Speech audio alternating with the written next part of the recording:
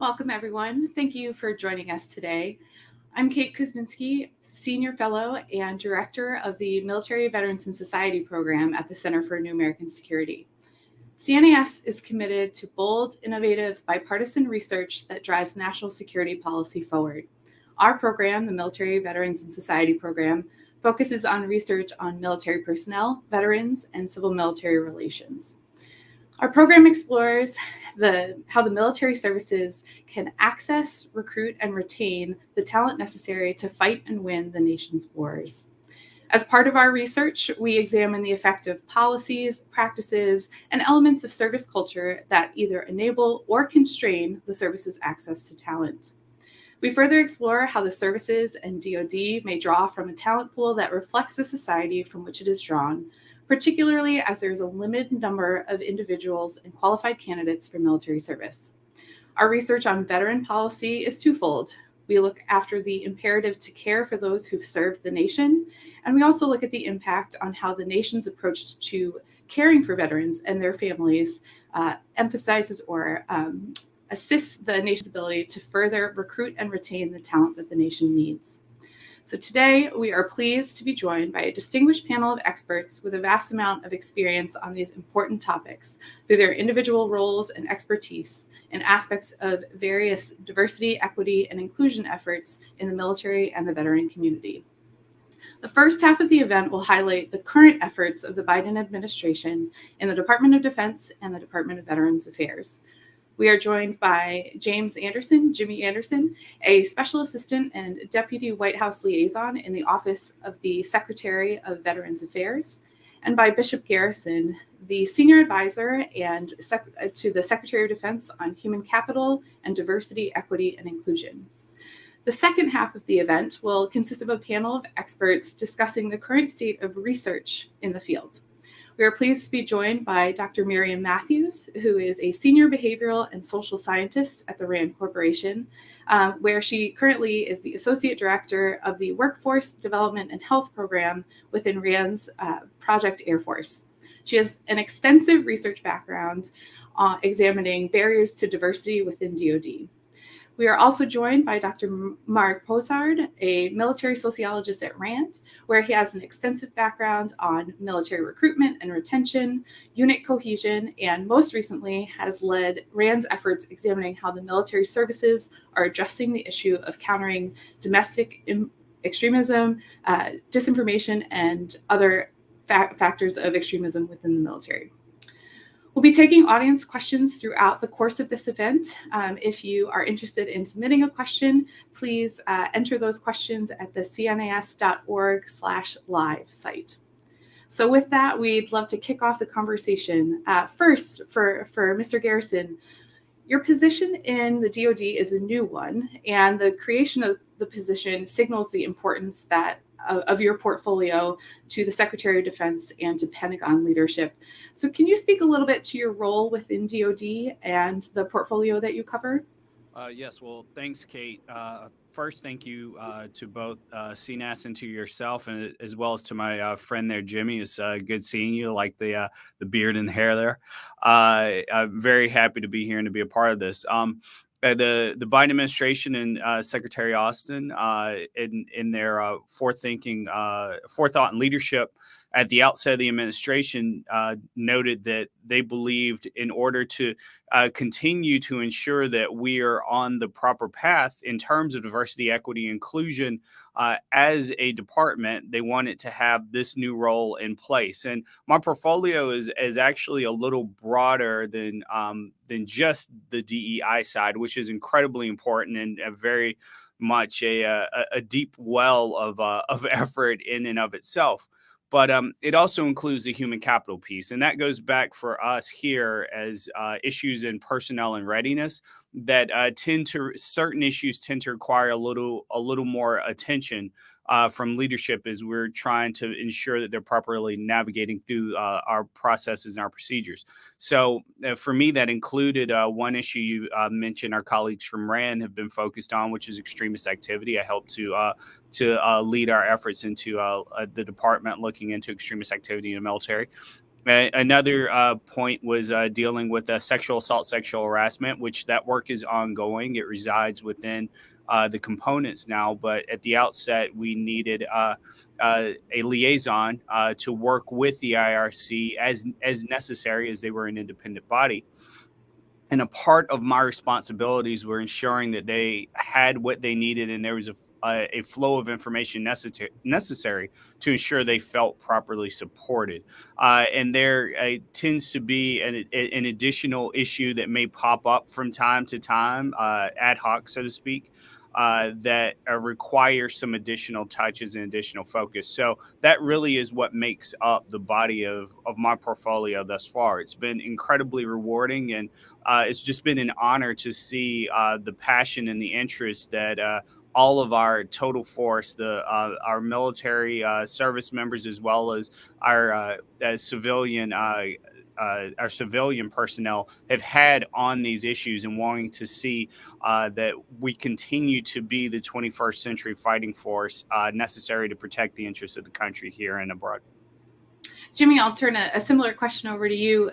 Can you describe your portfolio and your role over at the VA? And I would echo what Bishop said at the top is thank you to the CNAS team for having us. Kate to you, and Bishop, it is good to see you on the other side there. And yes, I am growing my hair. So I will say at the top that at the VA we recognize that with the Biden-Harris administration's work around the Day One executive order to advance racial equity, as well as the work around advancing diversity, equity, and inclusion and accessibility in the federal workforce, that I've kind of come into this position not rather sort of intentionally, but migrated to a lot of this work. And I think it's expanded around a lot of the momentum around the Biden-Harris administration. So my work is both internal facing, where I would work on diversity, traditionally, as we would call it, diversity, equity, and inclusion initiatives, programs, et cetera, that are workforce facing, that face our VA teammates, but also more equity facing or veteran facing efforts around diversity, equity, and inclusion. At VA, we are trying to be first as a federal model of the concept of IDEA, inclusion, diversity, equity, and access / accessibility. And really what this is this is sort of a merging of both the internal and the external facing work in this space. So I've been able to sort of manage a lot of that portfolio and the development around the strategy of how we advance IDEA here at the department. That's great. So Bishop, turning back to you, can you describe some of the trends that you're seeing with respect to diversity, equity, and inclusion within both the uniform side of DoD and also the civilian side and in the military services? What are some of the current challenges facing those who are interested in military or civilian government service? Yeah, well, the big thing is understanding why we're having any type of recruitment and retention issues generally. Particularly, you do see the numbers, and without going too deeply into the specifics of any numbers, you do see a difference between women and people of color when they are in that young or older JMO position to the mid-grade or mid-career positions. Their numbers tend to begin to decline in terms of service. They tend to get out.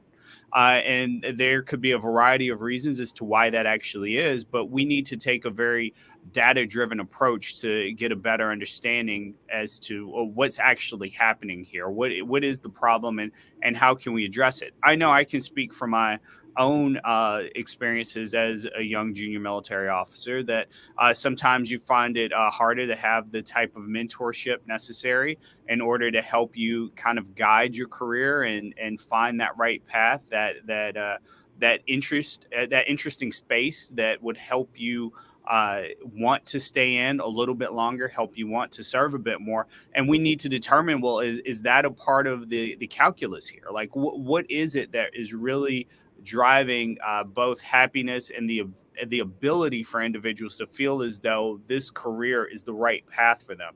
I'm sure Jimmy has his own experiences and can probably, I see him over there smiling, can probably speak to a lot of this too. But I think that that is a part of it. We need to ensure that we also have a model that allows for those who do stay in to get to those higher levels and matriculate throughout their career in the proper way, because we know that representation means a lot to folks. If I can see more leaders down farther in their career being senior leaders, I know that there is a path that potentially exists for me. If I see an entire leadership chain that doesn't represent my own lived experiences, I begin to question, well, what does that mean for my own career? What does that mean for my own path? And this has to be built from a dynamic where we're not talking about diversity for diversity's sake. We're talking about the greatest meritocracy in the world, but we also need to ensure that individuals are provided foundationally with the same opportunity to be successful and to strive together. So there are a few different things that we're having to look into to really get a better understanding of this overall. Jimmy, when you take a look at both at the veteran population and also within the VA workforce, what are some of the trends that you're seeing within either the veteran population or the VA workforce and some of the challenges there? Right. So I'll speak to the veteran piece at the top, where we know that ethnic and gender diversity is the fastest growing subpopulation of the veterans that we serve. We know that. We know that things like customized whole health care and services that we provide to our veterans is the sort of way of doing business as we move forward.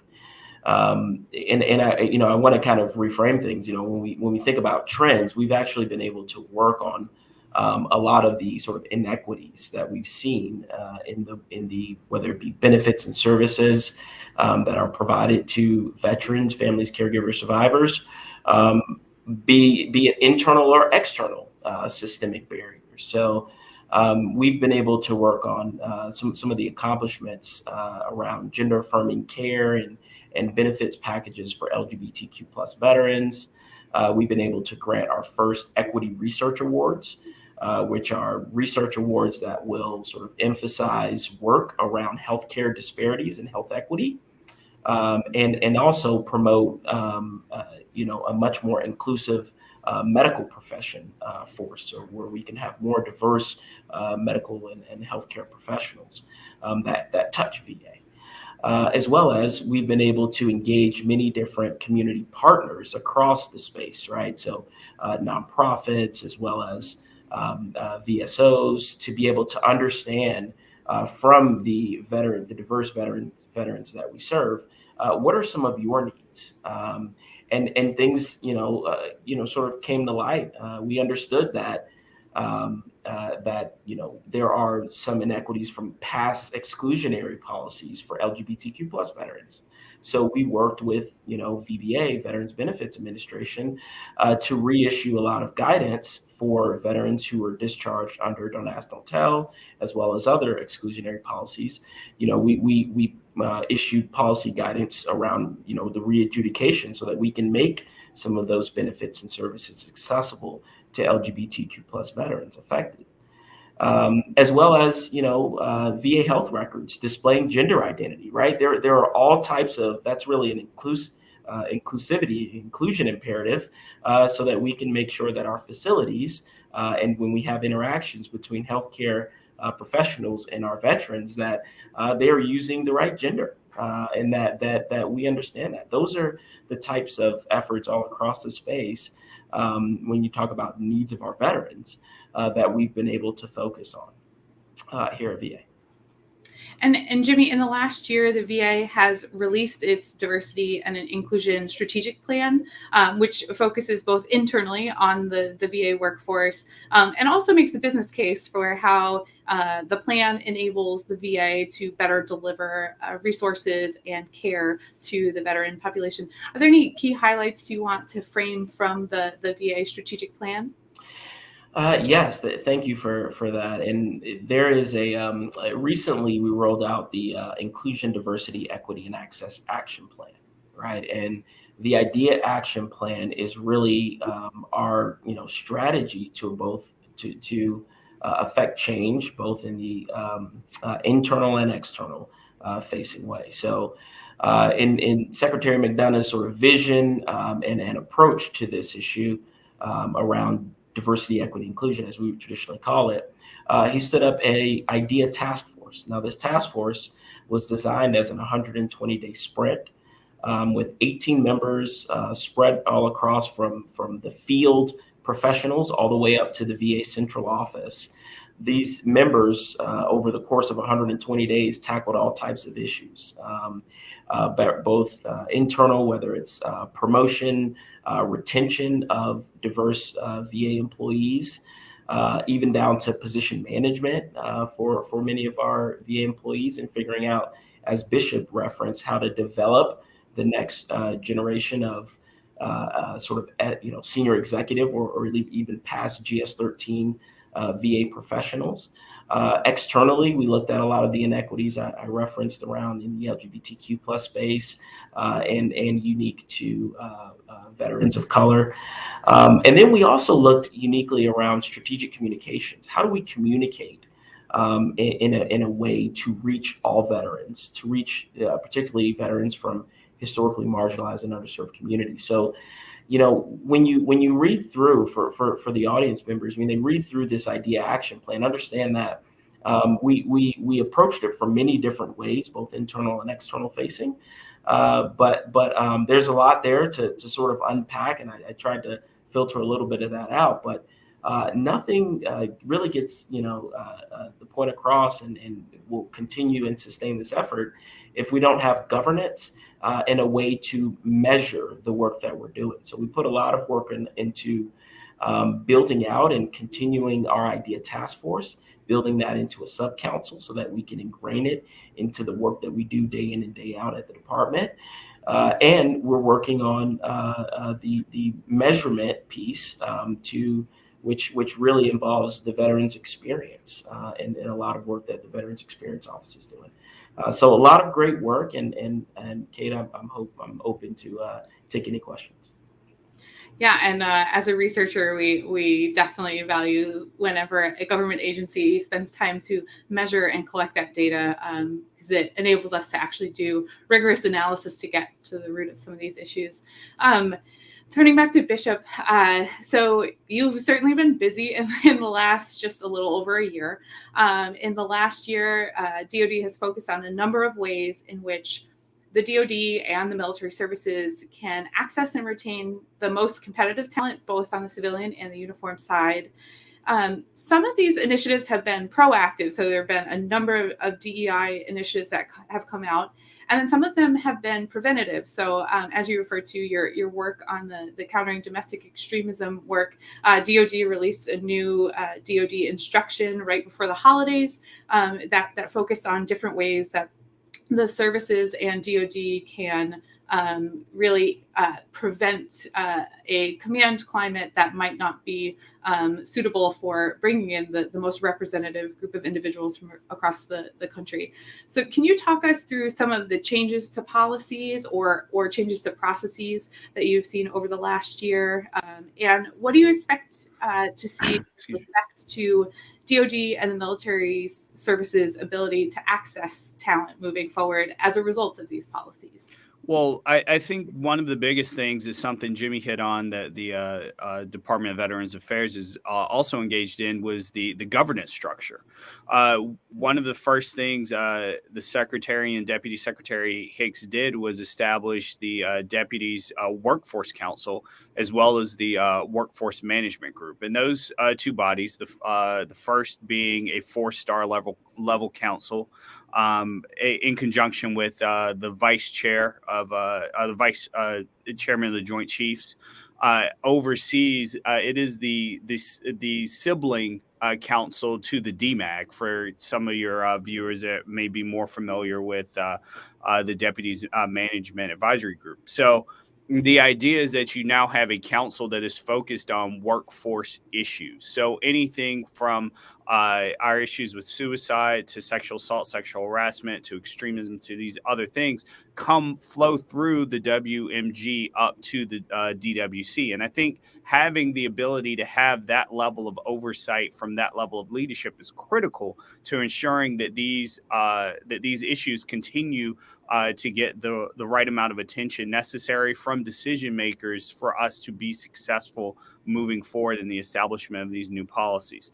Additionally, as I mentioned previously, we're looking at a much more data-driven method. We've brought on some new folks down in the Office of Diversity, Equity, Inclusion within PNR that are focused also on looking strategically at how we view and envision the discussions around DEI, and ensuring that it's more of a thematic sense that goes vertical. It goes, horizontal. It goes across everything that we do. When we think about how we're building out our policies, when we think about our workforce, but also when we think about how we engage the world externally.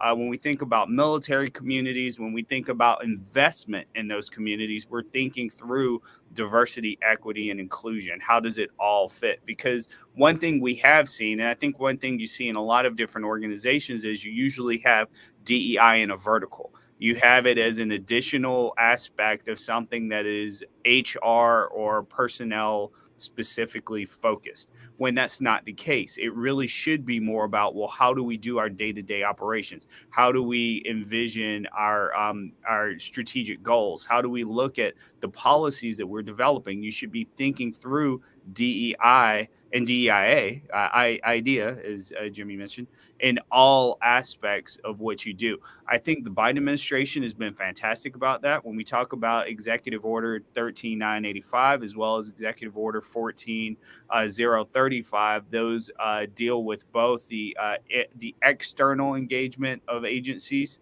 with relation to communities of color and DEI efforts, and the internal workforce engagement to also include accessibility. So we're getting this from our leadership, a very top, showing the highest levels of government are truly focused on seeing positive change within these issues. So it's really heartwarming to see across the board, and really inspirational to know that our leaders are really driving the change here and ensuring that we are building the next generation of leaders and retaining the current leaders that we have across the board from all aspects of life and culture.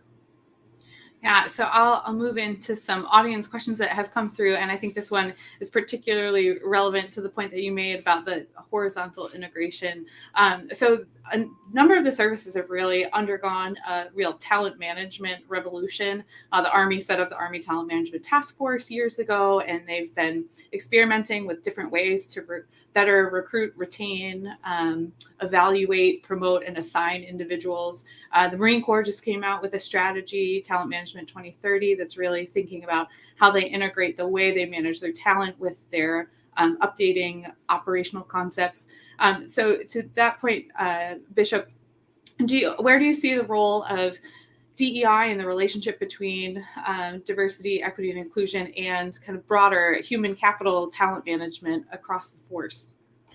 Yeah, well, I mean, when we look at the total force, you're talking of approximately 41% of all those who serve both in uniform and our civilian counterparts are identify as racially or ethnic or a racial or ethnic minority. So that's important for us to recognize. Like, we're talking about a very, very large chunk of our force, and that number is only going up over time. The two are completely combined. You can't think of your human capital efforts, and you can't think of your personnel and your readiness efforts moving forward without taking diversity and equity and inclusion efforts into account.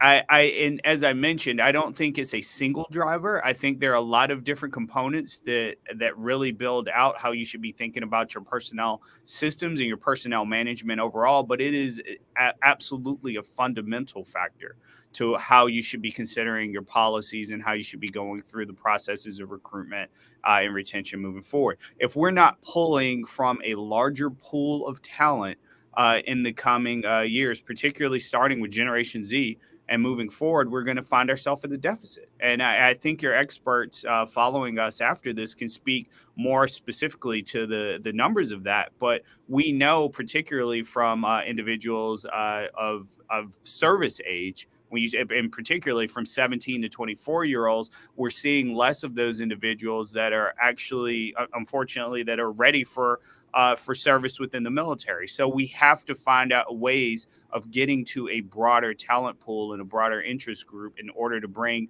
those highly qualified, talented individuals in. And DEI is going to play a huge factor in that. Another audience question that we had come in, and I'll pose this to each of you. I'll start with Jimmy.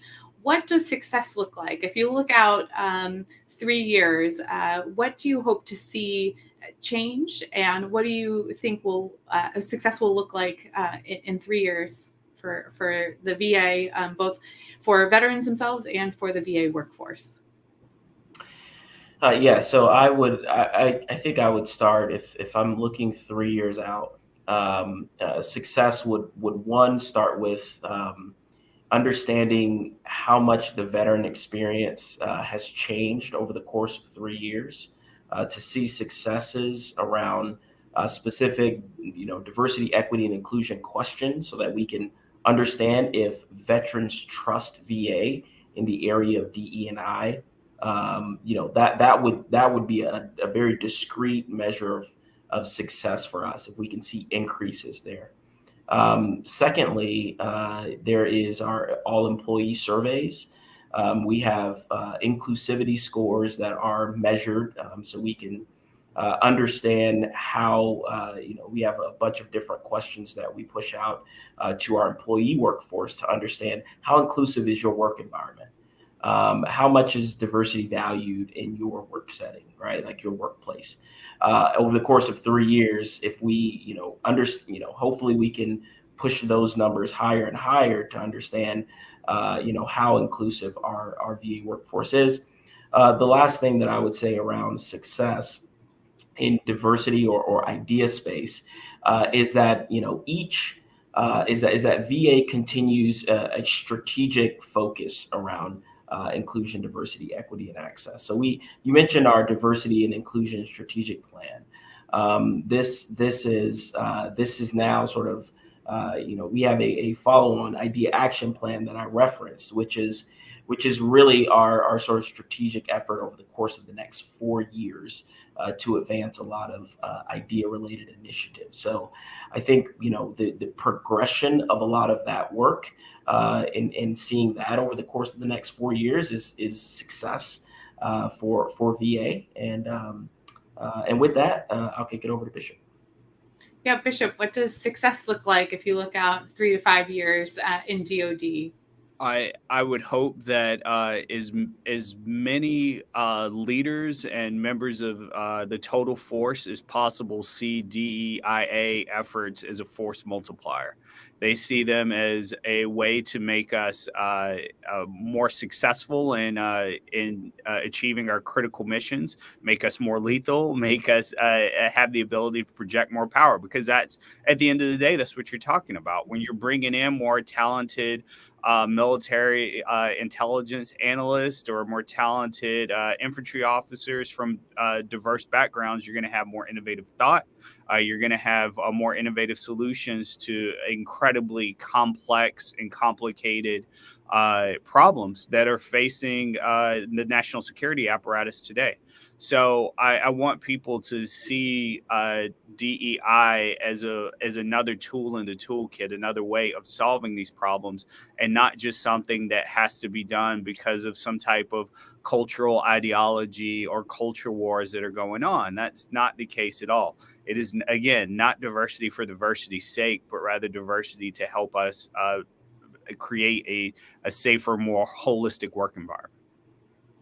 Well, thank you very much to Bishop and to Jimmy for jumping on today and giving us a glimpse into what the administration is currently working on and what success will look like moving forward. We'll transition now to our expert panelists, Dr. Matthews and Dr. Posard. I had the pleasure of working with both of them when I was previously at the RAND Corporation, and they are some of the best in the field working on these issues. So if you have questions for our expert panelists over the next 20 minutes or so, please do feel free to put those questions in the question box. So I'm going to start with Dr. Matthews. What do we see in the research on diversity from the Department of the Air Force, where you spent a lot of time thinking about these issues, and who's really taken a lead over the last couple of years on some DEI initiatives? Well, I think that kind of the overall message is that for the department, it's making progress and is really committed to addressing diversity and inclusion. And you can see that through recent initiatives, the management effectiveness initiatives it's putting out, where it is an initiative to remove barriers and to promote success for women and underrepresented minorities. And you can see that diversity and inclusion has been moved from the 3-digit to a 2-digit level. So there's more oversight and more policy influence. And so just a really exciting time in terms of research in the department. And before I get into the research, we keep talking about diversity and inclusion without really talking about what it is. And so a lot of people focus on demographic diversity and diversity in terms of gender and race, ethnicity. And I think in part that's because it's been systematically measured. It is sort of easier to track, but there are other kinds of diversity that the Department of Defense and the Department of the Air Force acknowledge, and that includes cognitive diversity, linguistic, cultural, diversity of experiences, and all of that makes up a diverse workforce. And it's not just diversity, people keep talking about equity and inclusion. So it's also about removing barriers to success. It's also about people feeling respected in their workplace. So all of that out of the way, now into the research. So as I mentioned, it's a really exciting time. In 2020, the Department of the Air Force's Inspector General, or IG, put out a report addressing racial disparities in the department. So disparities between Black service members and white service members. And some of what they found were that Black service members were receiving disciplinary actions at a higher rate than white service members, that they are underrepresented in operations career fields, that they are underrepresented in promotions. And what's interesting and exciting about that is that the Department of the Air Force made that publicly available, so that they are holding themselves accountable to address the disparities that they acknowledged in the report. And about 6 months after that came out, they put out another report identifying what they were doing and the working groups that they were putting out and the additional information that they were collecting to figure out why those disparities existed. And then just a few months after that, they put out another report where they were addressing not just disparities between Black service members and white service members, but also other racial ethnic groups and also women. And so some of what they found there were that women are underrepresented in the operations career fields, underrepresented in leadership positions, that they're leaving at a higher rate than men at the 5 and the 10-year marks. And so at RAND, we've looked into, similarly for female Air Force officers, why there are retention difficulties in the department. And some of what they found, some of what we found, were that there are, that they were saying that female service members have a harder time kind of with addressing the family demands that are put upon them, that they're often expected to act more masculine to be able to gain respect from male service members, that for dual military spouses, it's difficult to battle back-to-back deployments and incompatible assignments, all of those sorts of things. And what the department has done is not just collected that data, but then responded to that. So figured out where the disparities exist, what the experiences of the service members are, and then move forward with initiatives and actions to be able to address what they've found in these kind of different areas. And very recently, they asked us, and we just completed a study to look at what's happening in the private sector in terms of how are they promoting diversity and inclusion, and what are some of the actions and initiatives that they're putting forth that might be applied in the department. So looking again at the Air Force, what do we see in the research regarding trends or behaviors that might be counterproductive to building a military that represents the country? Right. I don't think so. There are what the Air Force is experiencing. We see things for the other services as well. So I think so. We know the Department of the Air Force, Department of the Army, Department of the Navy, all these different departments are actively working to recruit from diverse communities across the country. There's still some discrepancies, but they're really working hard to do that. So at sessions, but one of the challenges is what happens when service members join and then something bad happens. So then they are, for example, victimized. And what impact does that have on the service member and the services overall? So a lot of my research involves looking into sexual assault and sexual harassment and hazing and bullying and discrimination. And so across these different problematic behaviors or these bad behaviors, what we can say is that it's not just devastating for the service member that's victimized, it's pretty devastating for the service overall. And so some of the research that we recently put out, we were looking at the effects of sexual assault and sexual harassment on separation from the services. And what we found was that basically there are thousands of more separations that are happening over a relatively short time frame than would happen if individuals weren't exposed to sexual assault and sexual harassment. And these are disproportionately voluntary. So basically service members are giving up huge financial incentives to leave after they've been exposed to or they've experienced these behaviors. And then that means that the services are losing service members that they've trained. That's about, we found that it was about 16,000 manpower years that the services are losing due to these these problematic behaviors. And then something else that we've seen in the research is there's a really strong relationship between sexual harassment and sexual assault. So the services often put a lot of emphasis, understandably, on addressing sexual assault without necessarily, with less emphasis on sexual harassment. And what we've seen is that so for active duty service women who were harassed in the past year, they're 14 times more likely to be sexually assaulted. And for active duty service men, it's those who were harassed are even more likely to have been sexually assaulted. And we were recently asked by the Army's G1, which is really very heavily committed to addressing sexual assault and sexual harassment in the service, to look at risk across different groups, so installations and commands and career fields.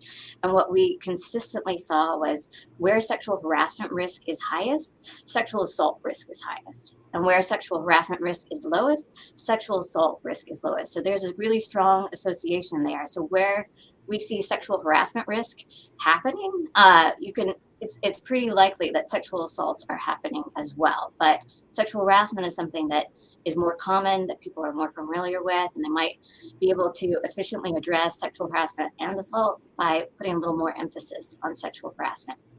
And then one more thing I want to mention. So I also look into hazing and bullying, and that what we're basically seeing is these different problematic behaviors are associated. And one thing for sexual assault that we're seeing is that sexual assaults against men, a large portion of them, about a third, seem to be done for not sexual intent, but for degrading and humiliating. And we've also very recently come out with research looking at assaults against service members who identify as other than heterosexual, so lesbian, gay, bisexual. And what we find is that about 9% of active duty servicemen identify as that, but about 50% of the sexual assaults against men involve that group. And for women, about 23% of active duty service women identify as other than heterosexual, but about 40% of sexual assaults involve that group. So that this group is making up a disproportionate amount of sexual assaults, and might be experiencing some pretty negative behaviors in the service, which commanders and the services need to know about. And that's overall for research in this area. Some of the previous individuals that were speaking to, we need to know the data. It needs to be a data-driven approach to addressing some of these issues that we're seeing in representation and the problematic behaviors that people are experiencing. Yeah, and certainly, the emphasis on readiness that each of the services has right now, thinking through the implications of, just how many years of ready service we're losing toward some of these negative outcomes. I'm going to shift over to Dr. Posard and his research. So to start off, what do we see in the research regarding domestic extremism in the military and its effects on perceptions of the military, both internally and externally? Or what are the effects on unit cohesion within the military? What have you seen in your research? So I think there's three parts to this question. There's the issue of research itself on extremism. There's the issue of perceptions of the military, which is really, I'll talk about both in a civil military issue. And then there's the issue of unit cohesion. I'm going to echo my colleague Miriam's point on this issue of being a data-driven approach, because these are really hot-button issues. They're politically sensitive. And so we want to have the data guide us to effective decision-making. And I think in terms of research on extremism, I'm going to be honest, it's limited, because it's really hard to get data on extremist trends. Extremist groups by nature are extreme. They're volatile. They rise, they fall, they break apart, they form, and they splinter in odd ways.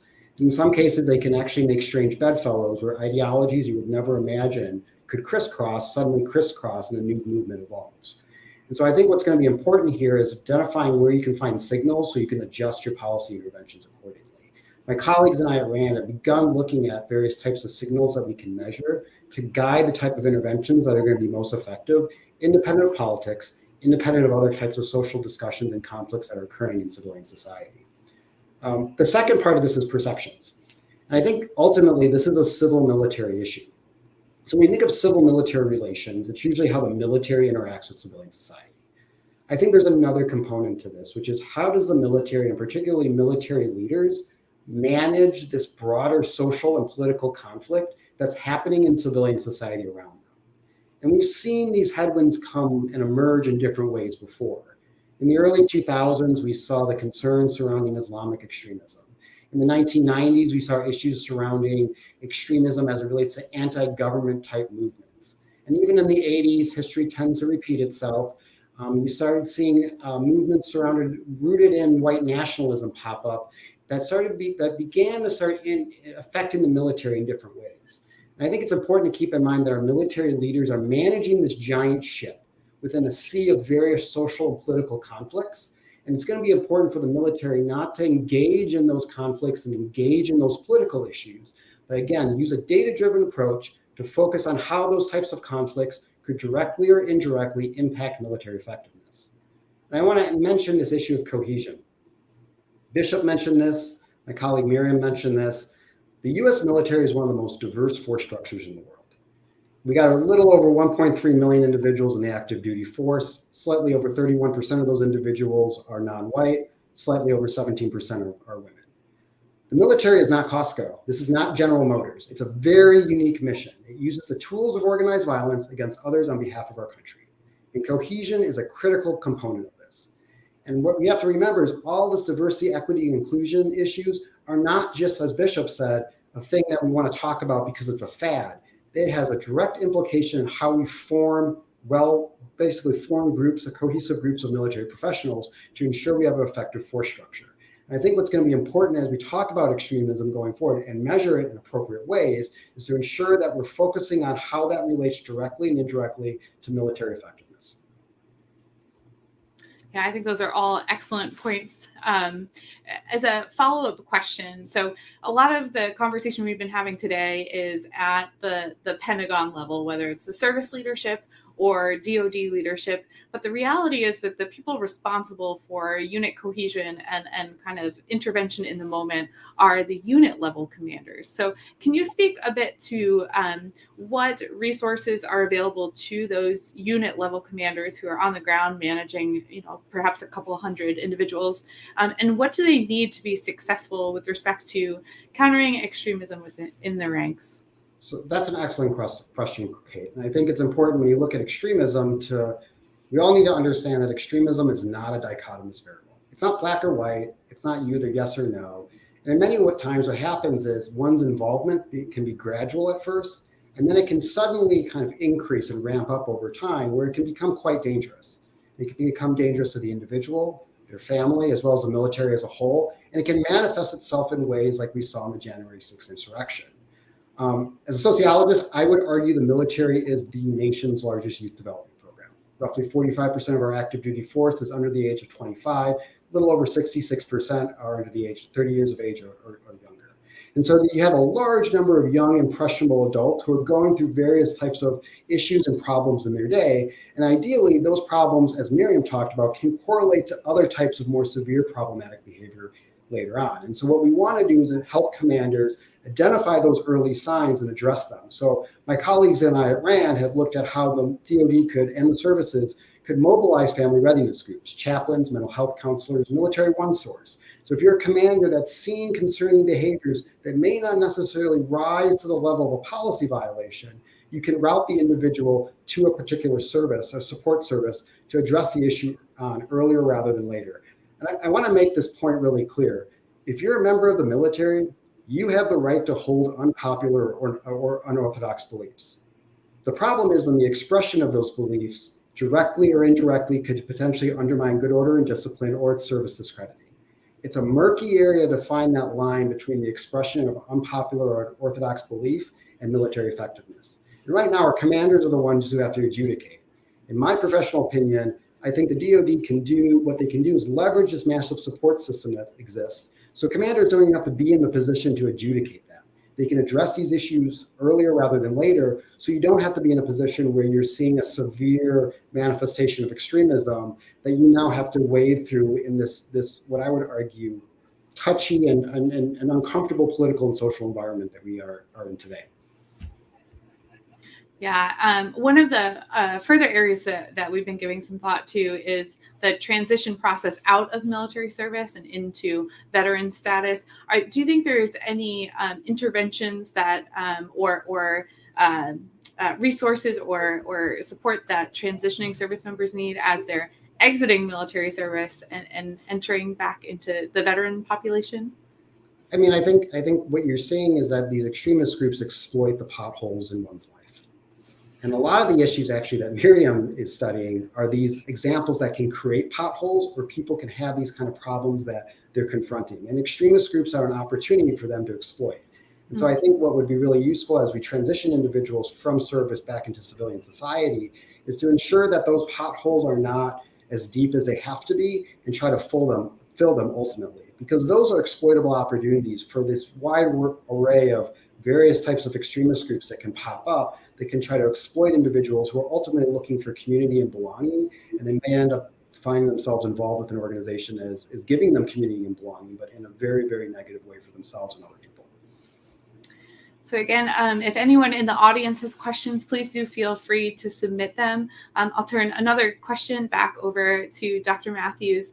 You've done a lot of work regarding the retention of women, particularly pilots in the Air Force. This is a community of people who are very highly trained and that the nation is really invested in.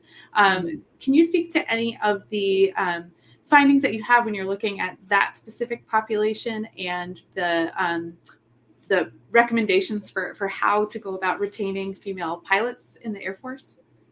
I think a lot of what we've seen for female officer retention broadly, we see it for female pilots specifically. Some of these different challenges that are had in terms of, so you have a rigid career, you have this line that you are supposed to be going through. You start here and you're supposed to go through this training, and then you get trained up more specialized here, and et cetera, et cetera. And along that line, if a woman wants to get pregnant, like when are they supposed to be able to do that? How do they navigate that? And then afterwards, how do they navigate all of the subsequent things of addressing family demands and all those within their career, within the office space, and so forth. And how do they navigate these incorrect and negative messages that sometimes come out about female officers, female pilots, and their careers, and family demands, and all of the different demands that are had. And it's not just that; it's also something that we heard was that women, they appreciate and they feel empowered when they can see when they see other women in senior leadership positions. And when they don't see that very often, it is kind of disempowering. It's frustrating, and they want that. They want to be able to see that someone else has succeeded and is able to take on that leadership position. And for pilots in particular, and some of the things that I was mentioning previously, we know that in the Air Force, operations career fields tend to promote, and pilots in particular tend to promote to highest levels. So for female pilots, it's very important that they see, and that they see women in leadership positions, and that they are retained, and important for the whole force, but in particular for female pilots. Dr. Posard, I'll throw a question over to you. So we had the good fortune of working on a study together that was looking at some of the reasons why individuals leave a particular service during their first term, so before we would expect them to, and doing some research on not just the individual motivations for why people leave, but the broader kind of service culture issues, or local command culture issues. And as we're talking today, we're thinking about how to access the next generation of military service members, but we also are really concerned about retention. So are there any trends or themes that you'd like to highlight from the research with respect to what makes for retention of a broad population of individuals in the service? I mean, off the top of my head, I'd probably say, and I know that report you're talking about, because my proposed idea for titling that report was The Road to Attrition. Because I think what we found in our interviews of service members was that it wasn't just one thing that led people to attrit, right? It was usually a culmination of factors. Mm-hmm. And so maybe you're not passing PT, and maybe your girlfriend or your wife left you, and you're having financial problems, and basically what happens is it piles on one another. So this relates actually to extremism, because we know that those are the conditions under which are really the optimal ways if you want to recruit someone into an extremist organization. Those pitfalls in those potholes, when they kind of line up in the right way, are optimal opportunities for groups to do this. And I think it's interesting because, again, if we think of military as a large youth development program, a lot of individuals join the military. And some of my research on recruitment in the past, where we talked to Army privates, they join because they're looking for meaning. They're looking for a sense of community. They're looking for a sense of purpose. They're proud to wear the uniform. Ironically, or paradoxically, I would argue, is a lot of reasons why people join extremist groups are for the same reason. And so what you have is these two types of kind of motivations that can potentially be in competition with each other.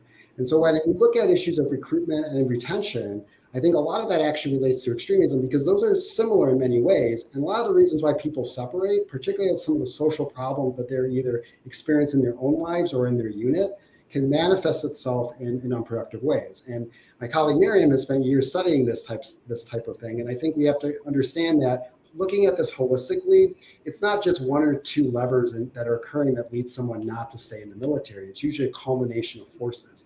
But also that culmination of forces can align in ways that leads to unproductive behavior, sexual harassment, sexual assault, extremist activity, and other types of things. And so I think looking at this holistically as an enterprise level issue at the service level, but also at the OSD level, is going to be really important. Well, thank you, both of you, for your time today and for sharing your expertise and the breadth of the research that's out there. I think there's a lot of interconnected dynamics at play, and we really appreciate the work that you do there. I think we have maybe one more question. So thinking through the military services, do we see any difference between the way the services are independently addressing issues of DEI, and what are some of the differences in outcomes that we see? Is that something either of you would like to speak to? I'll just speak up really quickly. So I think what we can, so there are the efforts that the Department of Defense overall requires that each of the services implement, and then they implement them in their own fashion. So they have their own trainings that are tailored to each of the services.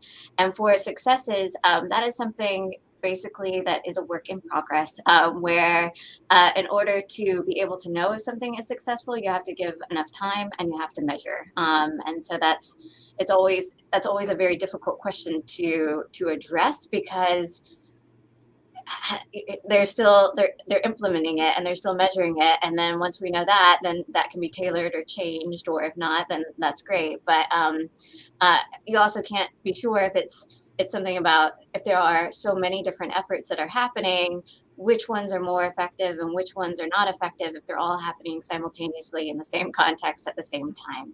So it's a great question, and it's something that we are constantly trying to determine and constantly trying to tease apart.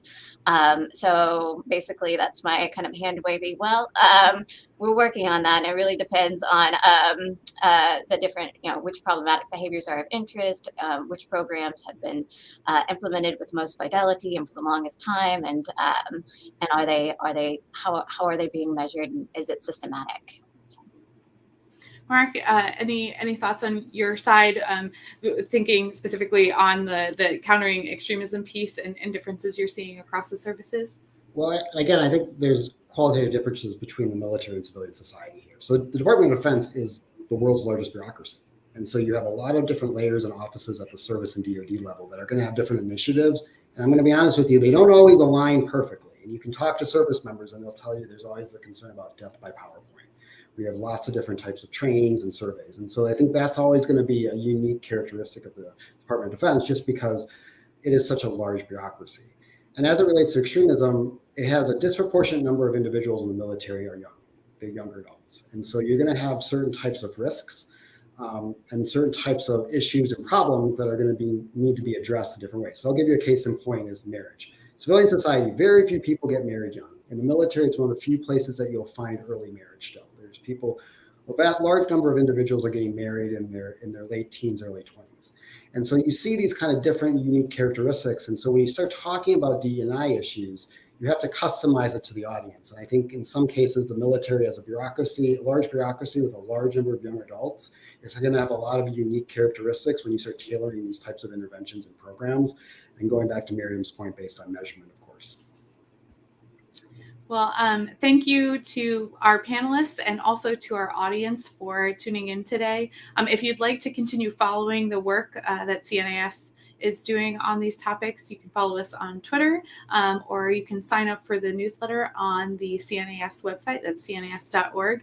We really appreciate all the perspectives that we heard today, and thanks